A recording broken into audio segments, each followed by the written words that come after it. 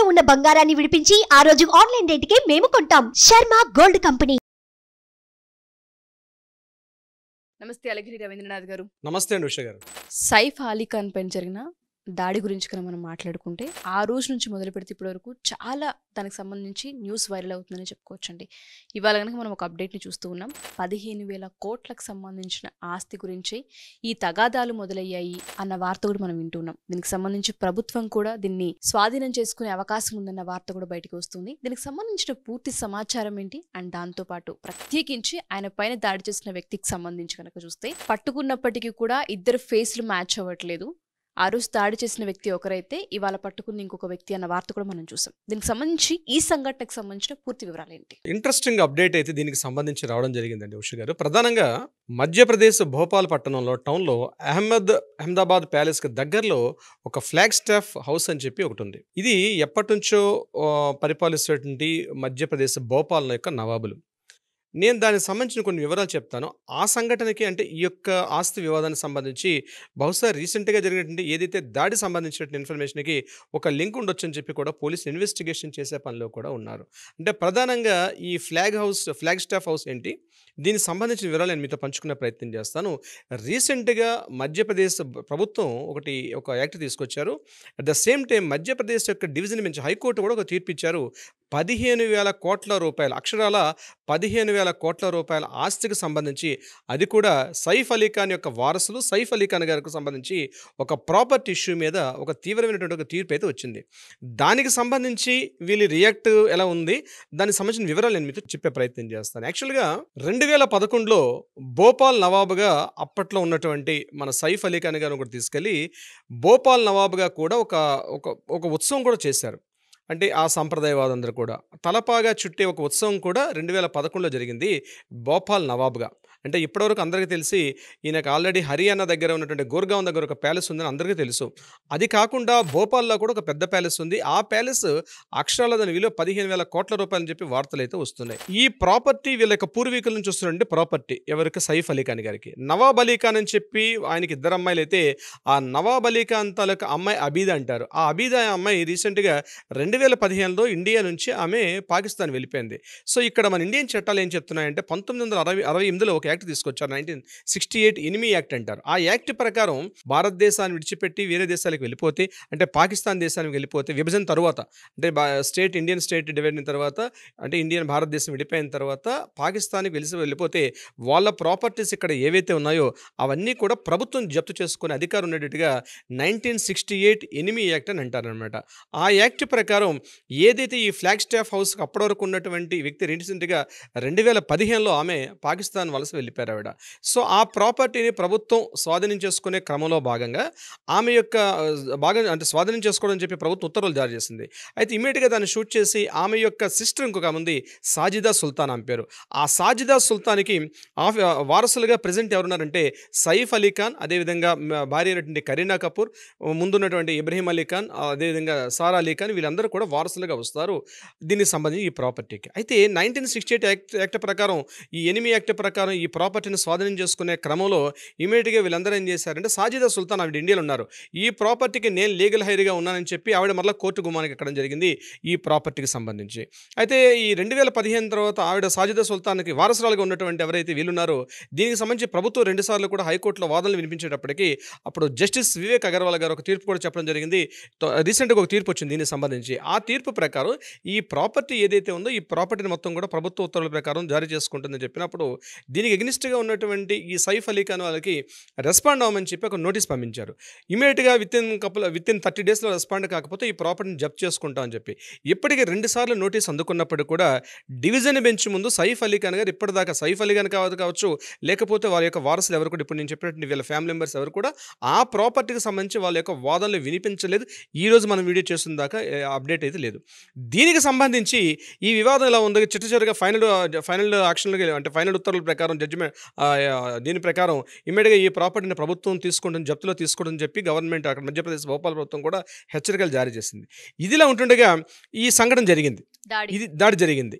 అయితే దీని మీద కరీనా కపూర్ గారికి సైఫ్ అలీ ఖాన్ గారికి కూడా తీవ్రంగా విభేదన ఉన్నట్టుగా కూడా వార్తలు చెక్కలు కొడుతున్నాయి. అంటే 15,000 కోట్ల రూపాయల ఆస్తి విషయం సంబంధించి వాళ్ళ ఫ్యామిలీ మెంబర్స్కి వీళ్ళకి మధ్య చాలా తగాదాలు అవుతున్నాయి.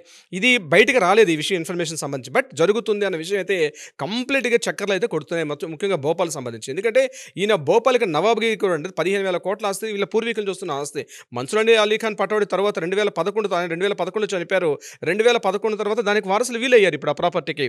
సో వారసుల ప్రకారంగా వచ్చిన ప్రాపర్టీని ప్రభుత్వం హ్యాండ్ ఓవర్ చేసుకోవడానికి 2 సార్లు ఇచ్చినప్పుడు కూడా వీళ్ళు ఎటెండ్ అంతర్గత విషయాలు అన్నవి బయటకు రావట్లేదు.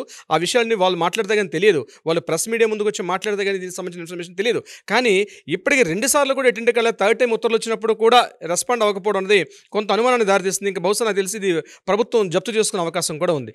దీనికి సంబంధించి కరీనా కపూర్ ఫ్యామిలీకి అదేవిధంగా సైఫ్ అలీ ఖాన్ కుటుంబాలకి మధ్య తీవ్రమైనటువంటి వాగ్వివాదాలు జరుగుతున్నాయి గడిచిన కొంతకాలంగా అన్నటువంటి ఊహాగానాలు వార్తలు అయితే మాత్రం విశృంఖలంగా స్టార్ట్ అయినాయి. బహుశా మనకి రీసెంట్గా జరిగిన అప్డేట్ ప్రకారం మనం చూస్తున్నాం దీనికి సంబంధించి. అయితే ఇదే సందర్భంలో ఇటువంటి సంఘటన ఏదైతే జరిగి అంటే దీని మధ్య విభేదాలు తారాస్థాయికి వెళ్ళి దీనికి సంబంధించి రీసెంట్గా వాళ్ళు స్విట్జర్లాండ్ కూడా వెళ్ళారు.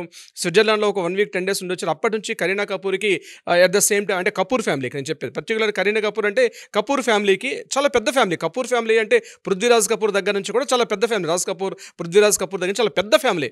అసలు కపూర్ ఫ్యామిలీ నుంచి ఖాన్ ఫ్యామిలీకి వెళ్ళినప్పటికే చాలా ప్రమాదాలు. ముఖ్యంగా షర్మిలా ఠాగూర్ గారి టైంలో కూడా ఈ మన వీళ్ళ ఫాదర్ సైఫ్ అలీ ఖాన్ వాళ్ళ ఫాదర్ని మ్యారేజ్ చేసుకున్నప్పుడు ఎవరు ఈ అలీ ఖాన్ పటౌడీని చేసుకునేటప్పుడు కూడా చాలా వివాదాలు తారాస్థాయికి వచ్చాయి. అంటే అప్పటి నుంచి కూడా వీళ్ళ కుటుంబం ఎప్పుడు కూడా వివాదాలే. అంటే వీరు హిందూస్ మ్యారేజ్ చేసుకోవడం, తర్వాత కపూర్స్ యాక్చువల్లీ హిందూస్ అనమాట.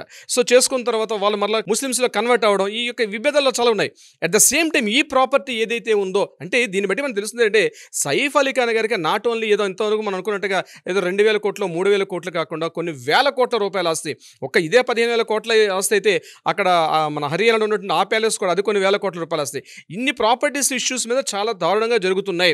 దీని మీద సరైన వారసులు ఎవరు? మరొకటి ఏంటంటే as per the Muslim community rule ప్రకారం అంటే వాళ్ళకున్న పటౌడీ రూల్ ప్రకారం ఓన్లీ అమ్మాయిలకు ఆస్తి యొక్క రాదు. ఎవరైతే అబ్బాయి ఉంటారో అబ్బాయికి మాత్రం వస్తుంది.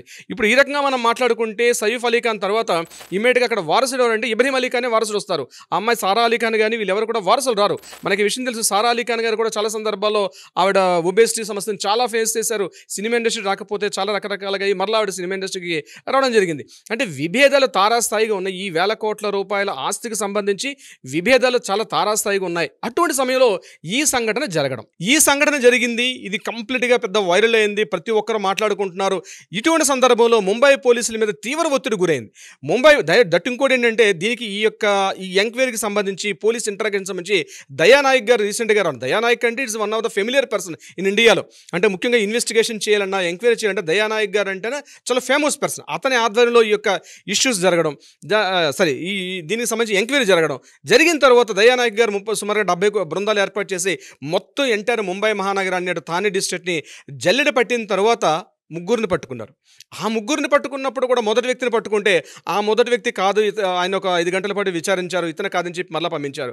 సెకండ్ పర్సన్ ఎక్కడో మార్కెట్ యార్డ్ వర్లీ దగ్గర మార్కెట్ యార్డ్లో ఒక ఇయర్ ఫోన్స్ ఒక ఆయన పర్చేజ్ చేస్తుంటే అతన్ని వెళ్ళి పట్టుకొని అతన్ని ఇంటరాగేట్ చేస్తారు. తర్వాత అతను కూడా కాదన్నారు. చివరిగా మూడోసారి మహమ్మద్ ఇష్రఫ్ అహ్మద్ అని చెప్పి ఇతన్ని పట్టుకున్నారు. ఇతని తీరా పట్టుకొని ఇతను కాస్త ఇంటరాగేట్ చేసినప్పుడు చివరిగా పోలీసులు చెప్పండి ఇతనే ప్రధాన నిందితుడు అని చెప్పి అతని మీద కన్ఫర్మేషన్ చేసేశారు.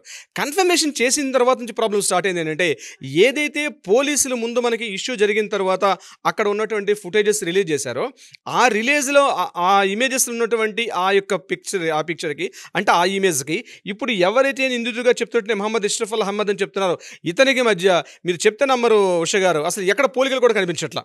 అది కామన్ మేము చిన్నపిల్లడికి అడిగినా చెప్తారు. ఆ ఇద్దరిని ఒక దగ్గర పెట్టి చూపించినా సరే ఆయన ఏజ్ చూస్తే ఎక్కడ ఉన్నాడు, ఈయనట్లా ఉన్నాడు. పోనీ రోజులు కూడా అయిపోలేదు. సంఘటన జరిగింది జస్ట్ విత్ ఇన్ 3 days తర్వాత పట్టుకున్నారు. 3 daysలో అంత మారిపోతాడా మనిషి? అంటే అన్ని రకాలుగా మారిపోతాడా? ఏజ్ ఏమో ఆ ఏజ్ని చూస్తే ఒక 25-26లా కనిపిస్తున్నాడు. ఇక్కడ పట్టుకొని ఎవరైతే పట్టుకున్నాడో ఆయన చూపిస్తుంటే ఆయన ఏజ్ డిఫరెన్స్ వస్తుంది. తర్వాత ఆయన చెప్పినటువంటి ఏదైతే క్రైమ్ సీన్ యాక్షన్కి వెళ్ళి చూసేసరికల్లా ఆయన అక్కడ కొన్ని అనుమానాస్పదంగా చెప్తున్నాడు. లేదు ఇక్కడ టచ్ చేశాను అంటాడు, అక్కడ టచ్ చేశాను చెప్తున్నాడు. సో ఇది కూడా కొంత కాంట్రవర్షియల్ అవుతుంది. అంటే ముంబై పోలీసుల ఒత్తిడి మేరకు బహుశా ఎవరినో అనామకుని తీసుకొచ్చి పెట్టారా, ఇది పోలీస్ ఇంటరాగేషన్లో రేపు కోర్టు యొక్క ఫైల్స్ కన్ఫర్మేషన్ వస్తుంది. బట్ ఈలోగా చేయాల్సినటువంటి డ్యామేజే జరిగిపోతుంది. సైఫ్ అలీ ఖాన్ గారు నేను రీసెంట్గా హాస్పిటల్ డిశ్చార్జ్ అయ్యి నేను హాస్పిటల్ నుంచి ఇంటికి వచ్చారు. ఆయన ఈరోజు మీడియా ముందుకి ప్రెస్ ముందుకు వచ్చి ఈ యొక్క వివాదాలకి తెరమరుగేటట్టుగా ఆయన ఏదైనా వ్యాఖ్యలు చేసిన స్టేట్మెంట్ ఇస్తే తప్ప, ఈవెన్ దో కరీనా కపూర్ గారు కూడా ఏదో ఒక ర్యాండమ్గా ఒక స్టేట్మెంట్ ఇచ్చారు, మా ప్రైవసీ కావాలి, మమ్మల్ని కాస్త దూరంగా పెట్టండి అంటున్నారు తప్పించి ఇన్ని రకాల వివాదాలు వస్తున్నటువంటి ప్రతి విషయం ప్రతి పాయింట్లో కూడా సైఫ్ అలీ ఖాన్ గారి విషయం మీద రకరకాల వివాదాలు వస్తున్నాయి. అంటే సోషల్ మీడియాకి మరేం పని లేదా? అవును, exactly, they are the celebrities, public figures కాబట్టి ఖచ్చితంగా మాట్లాడుకుంటారు. ఈవెన్ కామన్ మెన్ అయినా మాట్లాడుకుంటారు, సెలబ్రిటీ అయినా మాట్లాడుకుంటారు. వన్స్ అది ఇష్యూ అయ్యి పబ్లిక్లోకి వచ్చి ఎఫ్ఐఆర్ నమోదైన తర్వాత ప్రతి ఒక్కరు మాట్లాడుకుంటారు. కానీ ఈరోజు పోలీసులు ఏదైతే చూపిస్తున్నటువంటి ఇమేజ్ ఎక్కడా పోలిక అవ్వట్లేదు. ఇది ఎక్కడికి దారితీస్తుంది, దీనికి పులి స్టాప్ పెడతారా, ఇంకా కామాలు పెట్టుకుంటూ వెళ్ళాలన్నది నెక్స్ట్ వాళ్ళు ఇచ్చినటువంటి స్టేట్మెంట్స్ మీద ఆధారపడి ఉంటుంది. ఉషా గారు, సో మీరు అన్నట్టుగానే ఈ 15,000 కోట్ల ఆస్తికి సంబంధించి మొదలైన వివాదంలో ఈ ఇన్సిడెంట్ జరిగిందా, లేదు అంటే ఈ ఇన్సిడెంట్ ఎలా క్రియేట్ అయింది, అసలు ఏ విధంగా ఒక మనిషికి 6 కత్తిపోట్లు అయ్యేంతలాగా రావాల్సి వచ్చిందన్న విషయం పైన వాళ్ళకు ఒక స్టేట్మెంట్ ఇస్తే తప్ప దీనికి సంబంధించిన పూర్తి వివరాలు బయటికి రావు. సో వేచి చూద్దాం. 6 కత్తిపోట్లు అని చెప్పినప్పుడు వెన్నుముకకి తగిలినటువంటి దెబ్బ గాయం కారణంగా ఆయన రెస్ట్ తీసుకుంటూ ఉంటే, నేను ఆయన డిశ్చార్జ్ అయ్యి బయటకు వస్తున్నప్పుడు ఏదైతే సైఫ్ అలీ ఖాన్ గారికి ఇమేజ్ చూస్తుంటే అట్లా ఏం కనిపించట్లేదు. నేను బహిరంగంగా చెప్తున్నాను, ఆయన అట్లా ఏం కనిపించట్లేదు. మమ్మల్ని ర్యాండమ్గా జస్ట్ చేతికి ఒక బ్లాక్ కలర్ ఒక గ్లోవ్స్ అని పెట్టుకొని జస్ట్ ఒక ఇయర్ బ్యాక్ సైడ్ వచ్చిన ఒక చిన్న స్ట్రిప్ ఉంది.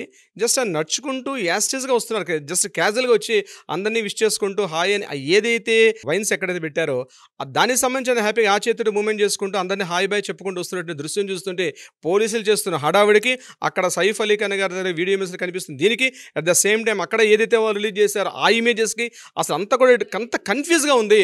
ఇష్యూస్ ఏం జరుగుతున్నాయి అన్న విషయం మీద. ఎగ్జాక్ట్లీ. సో దీనికి సంబంధించి క్లారిటీ అనేది రావాల్సిన అవసరం ఉంది. చూద్దాం సార్. థ్యాంక్ యూ రవీంద్రనాథ్ గారు. Thank you so much. Thank you so much Usha గారు.